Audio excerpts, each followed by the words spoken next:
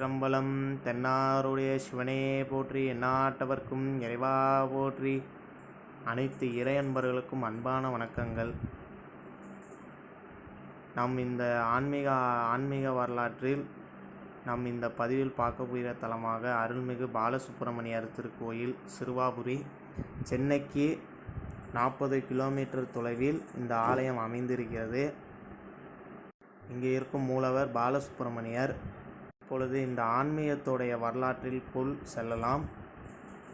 முருகப்பெருமான் வள்ளி தேவியை திருமணம் செய்து கொண்ட பிறகு தமது மனைவியோடைய இருப்பிடமாக இங்கே முருகப்பெருமான் அமர்ந்திருக்கிறார். அதோடு முருகப்பெருமான் எப்படி சோலைகளோடு மிகவும் மனத்தில் பிடித்த இடமாகும்.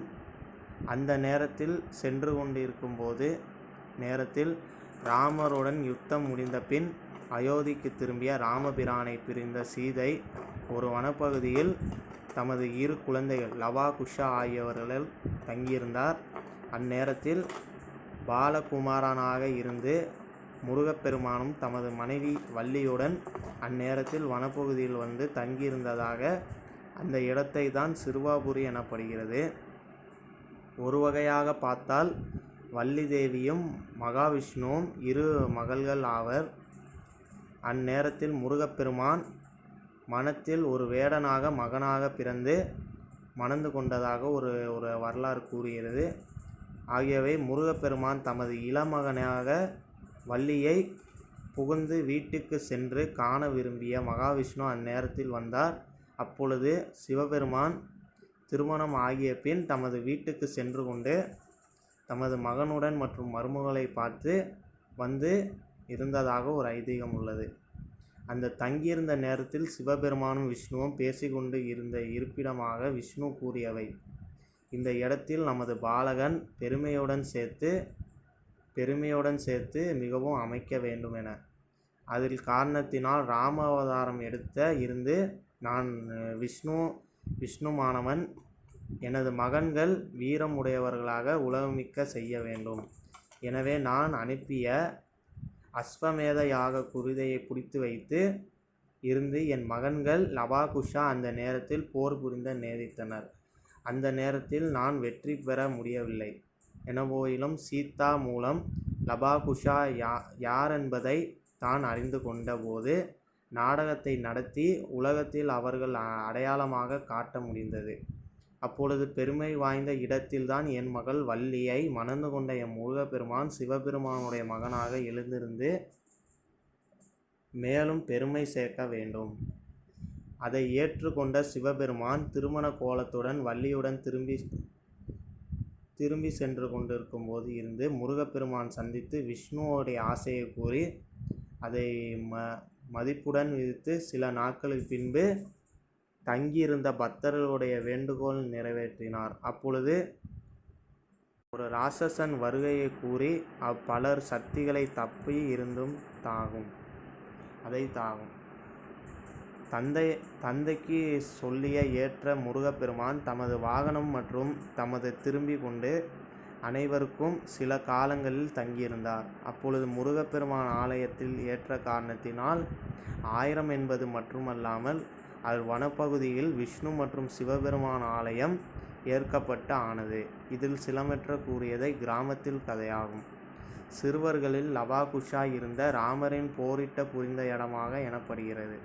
பால வயதில் குமரர் தீன செயல்களில் செய்து வள்ளியை கரம் பிடித்து வந்து தங்கியிருந்த இடமாக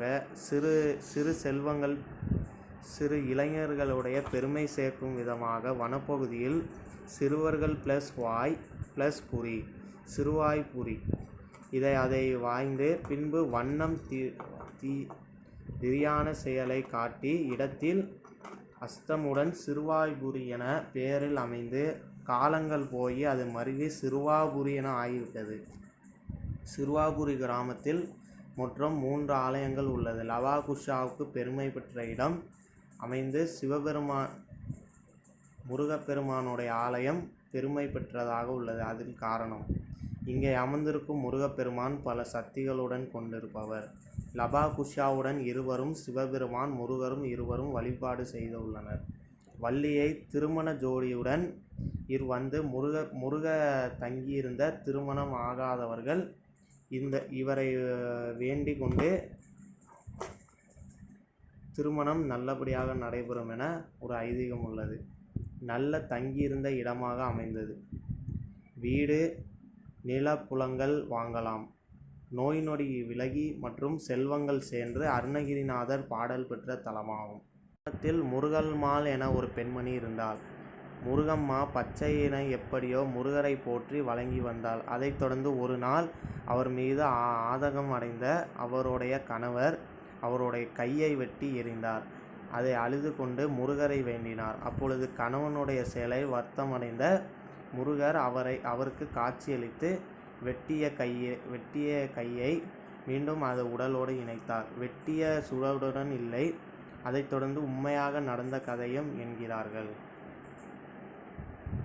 இது ஒரு குறிப்பிட்ட முறையில் 6 வாரங்களுக்கு முருகரை வந்து வழங்கி நினைத்த காரியங்கள் நிறைவேறும் என நம்பிக்கை.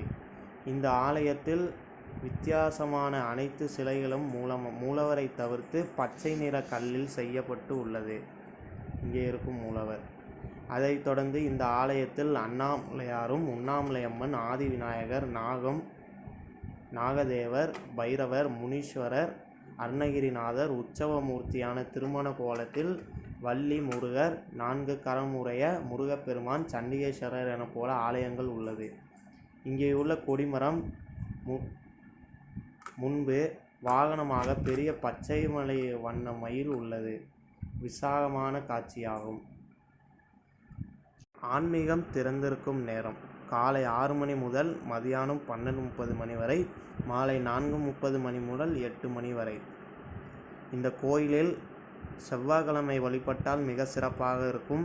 வீடு வாங்குபவர்கள் கண்டிப்பாக இங்கே உள்ள முருகப்பெருமானுடைய சிறுவாபுரி பதிகத்தை பாடினால் கண்டிப்பாக வீடு மனை எல்லாம் அவர்கள் நினைத்தது போல் நிறைவேறும் என இங்கே ஒரு ஐதீகம் உள்ளது. இதைத் தொடர்ந்து சிறுவாபுரி முருகனை உடைய சிறப்புகளை நாம் இந்த பதிவில் கூறினோம். அதனால் வாழ்க்கையில் ஒரு முறை சென்று சிறுவாபுரி முருகனை தரிசனம் செய்து வாழ்வில் எல்லா நன்மைகளும் பெறுமாறு நான் பிரார்த்தித்துக் கொள்கிறேன். நன்றி, வணக்கம். திருச்சிற்றம்பலம். வெற்றிவேல் முருகனுக்கு அரோகரா. வீரவேல் முருகனுக்கு அரோகரா. ஞானவேல் முருகனுக்கு அரோகரா. ஓம் நம சிவாய.